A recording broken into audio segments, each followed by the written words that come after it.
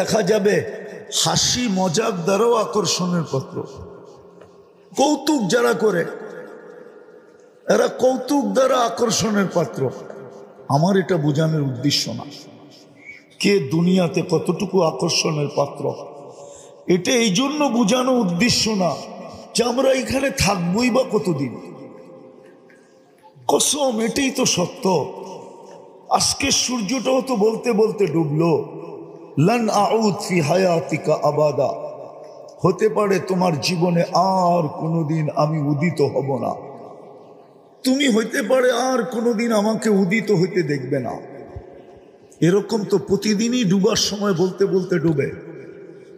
যেই দেশেই ডুবে, যেইখান থেকেই সূর্য ডুবে যায় বা অদৃশ্য হয়ে যায়, ওইখানেই সেই আওয়াজ দিতে দিতে অদৃশ্য হয়, আওয়াজ দিতে দিতে ডুবে। মাটিও তো প্রতিদিন মানুষকে বলে তামশি আলা যাহরি, আমার বুককে তোমরা ফাটায় ফেলতেছ। মাসিরু কাফি বাতনি, অতি সত্তর তোমরা আমার পেটে আসবে। ফাতারা মুআমিলাতি, তোমরা আমার ব্যবহার দেখবে যে আমি কার সাথে কি ব্যবহার করি। আর ওই ব্যবহারটা হাদিসে লেখাও আছে, কার সাথে কি ব্যবহার করবে এটা হাদিসে লেখাও আছে।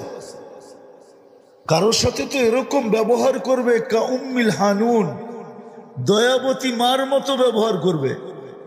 এই জন্যই হাদিসে আছে কিছু লোক আছে যাদেরকে কবরের পাশে নিয়ে গেলে কবর বলে ইদান উহাব্বিলু লাকা বাতনি খাদরা, তোমাকে রাখতে দেরি, আমার পেটটা সবুজ শ্যামল হইতে দেরি হবে না, জান্নাতের বাগান হইতে দেরি হবে না।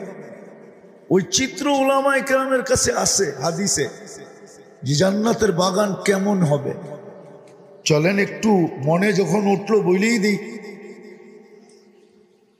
জান্নাতের বিছানা বিছানো হবে, বলা হবে ফাফরিশু লাহু ফিরাশাম মিনাল জান্নাহ, জান্নাতের বিছানা বিছাও, জান্নাতের কালীন বিছায়া দিবে। ওয়াফতাহু লাহু ৭০ বাবান ইলাল জান্নাহ, আপনি বলবেন কবরটা ছোট, এইখানে ৭০টা গেট খুলবে, তো খুলবে কি করে? না, আপনি উপরেরটা দেখতেছেন, ভিতরেরটা না। যখন ভিতরে দিয়া দিবেন, আর যদি ওই ব্যক্তি হয় যাকে কবর সালাম দিছে, তো তার কবরকে প্রশস্ত করা হবে মুনতাহা নদরিহি, ওয়াসিউ মুনতাহা নদরিহি, যত দূর দৃষ্টি যায় অত দূর পর্যন্ত প্রশস্ত হবে। উপর দিয়া না, ভিতর দিয়া ৭০টা দরজা খুলবে। তারপরে ঘোষণা হবে আরসিলু রিহাম বারিদাম মুতাইয়্যিবা, ঠান্ডা এত বেশি না যে কম্বলের দরকার হয়, আবার এত কম না যে গরম লাগে, সুঘ্রাণ যুক্ত বাতাস পাঠাইতে থাকে। তো জমিন প্রতিদিন বলে যে আমার কাছে অচিরেই তোমরা আসবে।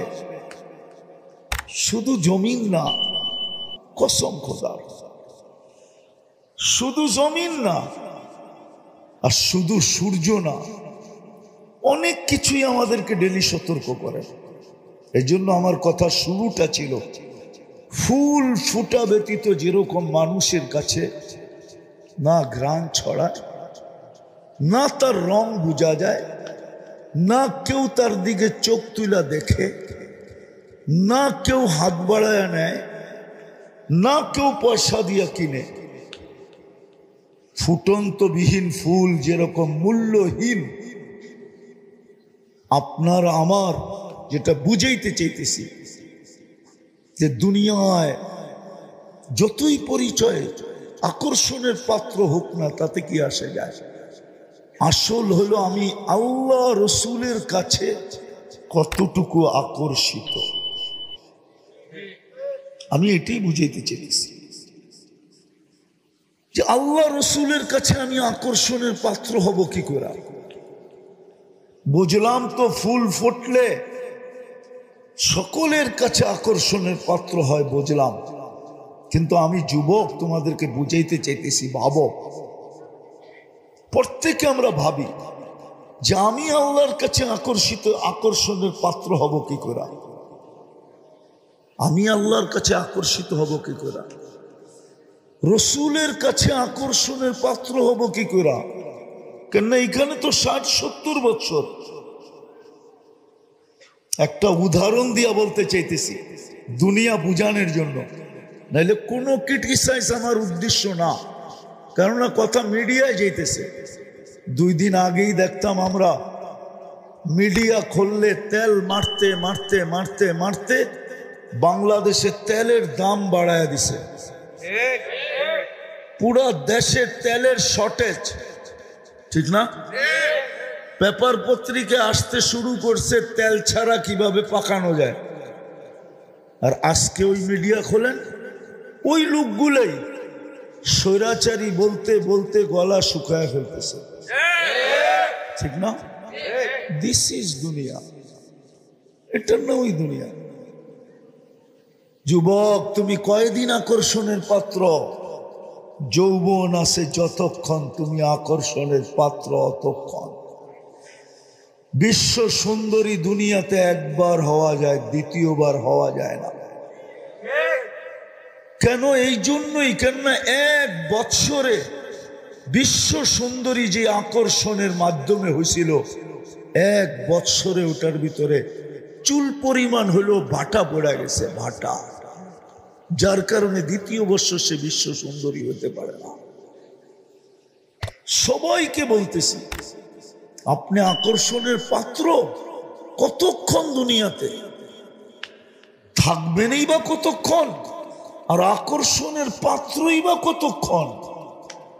যুবক অতক্ষণ যৌবন আছে যতক্ষণ, রূপসী তো অতক্ষণ রূপ আছে যতক্ষণ, টাকাওয়ালা তো অতক্ষণ টাকা আছে যতক্ষণ, পদালা তো অতক্ষণ পদ আছে যতক্ষণ, ফ্যাক্টরিওয়ালা তো ওই সময় পর্যন্ত আকর্ষণের পাত্র যতদিন ফ্যাক্টরি আছে।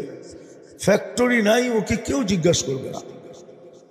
সত্য এটাই, সত্য সত্য, কবির কথাই সত্য। তুঝে দুনিয়া কে রাহু সবসে আলা, हो जीनत निराली हो फैशन निराला, यूं ही जिया करता है क्या मरने वाला, तुझे हुस्न जाहिर ने धोखे में डाला, जगह जी लगाने का दुनिया नहीं है, ये इबरत की जहाँ है तमाशा नहीं है। कुरानो बोले अफा हसिब तुम अन्नमा खलकनाकुम अबस व अन्नकुम इलैना ला तुरजाउन। আজকে তো আমাদের নিশা হলো শুধু উন্নত উন্নত উন্নত নিশা। মুসলমান, হায় হায়, কথা অন্যদিকে চলে যাবে, কিন্তু মনের ভিতরে ব্যথা উঠে গেছে, না বইলেও পারতেছি না। মুসলমান শুধু উন্নতি দেখতেছে, উন্নতি। মুসলমানের চেয়ে তো উন্নত কেউ নাই আজকে। মুসলমানের চেয়ে উন্নত যদি মুসলমানের থেকে কেউ হইতো, তাইলে ব্র্যান্ডের জিনিস দুনিয়াতে মুসলমানের চেয়ে বেশি অন্যেরা কিন্তু মুসলমানের সমান কেউ মুসলমান এত ব্র্যান্ড ব্যবহার করতো না। যুবকরা মনে হয় বিশ্বাস করে না, ঠিক না? দুনিয়ার সবচেয়ে বেশি ব্র্যান্ড ব্যবহার করে মুসলমান। যদি শিক্ষিত হয়ে থাকেন তাহলে এখন নেটে যে সার্চ দেন, গুগলকে জিজ্ঞেস করেন যে দুনিয়ার দামি দামি ব্র্যান্ড কারা ব্যবহার করে, কাদের জন্য এই ব্র্যান্ডগুলা টিকা আছে। হায় হায় হায়, রাডু গরির ব্র্যান্ড কাদের জন্য টিকা আছে, রোলেক্স কাদের জন্য টিকা আছে, টি শার্ট কাদের জন্য টিকা আছে, এরকম দামি দামি ব্র্যান্ড কাদের কারণে টিকা আছে। যান গুগলকে জিজ্ঞেস করেন ম্যাকডোনা কাদের কারণে টিকা আছে। ম্যাকডোনা সবচেয়ে বেশি মুসলমান খায়, কেএফসি সবচেয়ে বেশি মুসলমান খায়, দুনিয়ার দামি দামি ব্র্যান্ড সবচেয়ে বেশি মুসলমান খায়। দামি দামি ব্র্যান্ড, সব ব্র্যান্ড টিকা আছে শুধু মুসলমানের কারণে। দুনিয়ার সবচেয়ে বেশি প্রসাধনী মুসলমান ব্যবহার করে, দুনিয়ার সবচেয়ে বেশি অলংকার মুসলমান ব্যবহার করে। বিশ্বাস হয় না? হয়? হয় না মনে হয়, ঠিক না? আমেরিকানরা করে, ঠিক না? ডলার বেশি, ঠিক না? ইংল্যান্ড, কানাডা, অস্ট্রেলিয়া, আরে বলেন না, জাপান, কোরিয়া, বলেন না, ইউরোপ। আপনি তো মিডিয়া দিয়ে করবেন, আমি তো চোখে দেখে আসছি। আমি তো সারা বছরই ঘুরি, ঘুরতে যায় তো আপনাকে স্বাধীনতাও দেখতে পারলাম না। ওই সময় তো আমি বাহিরে ছিলাম। আমি জুলাইয়ের 18 তারিখে গেছি, 5 তারিখে সকালে ফজরের সময় ইংল্যান্ড থেকে আমার কানাডার ফ্লাইট ছিল। যখন এইখানে স্বাধীনতার উল্লাস চলতেছে তখন আমি হাওয়ার উপরে উঠতেছি, তখন তো আমি প্লেনে ছিলাম। আমাকে কি বুঝাবেন? দুনিয়ার সবচেয়ে বেশি সোনা ব্যবহার করে মুসলমান, সবচেয়ে বেশি অলংকার ব্যবহার করে মুসলমান, সবচেয়ে বেশি মেকআপ শেকআপ ব্যবহার করে মুসলমান। এই এলাকায় প্রত্যেকটা ঘর একটা মিনি, কি বলে এটাকে, কসমেটিক্সের দোকান, ঠিক না? কি প্রত্যেকটা ঘরে হবে না ছোট একটা দোকান? না হবে না? হ্যাঁ, আমি ঘুরে বলতেছি। তারপরও মুসলমানের এই দুরবস্থা আজকে কেন? দুনিয়ার 70% ধন সম্পদ মুসলমানদের পকেটে, মুসলমানদের পায়ের নিচে।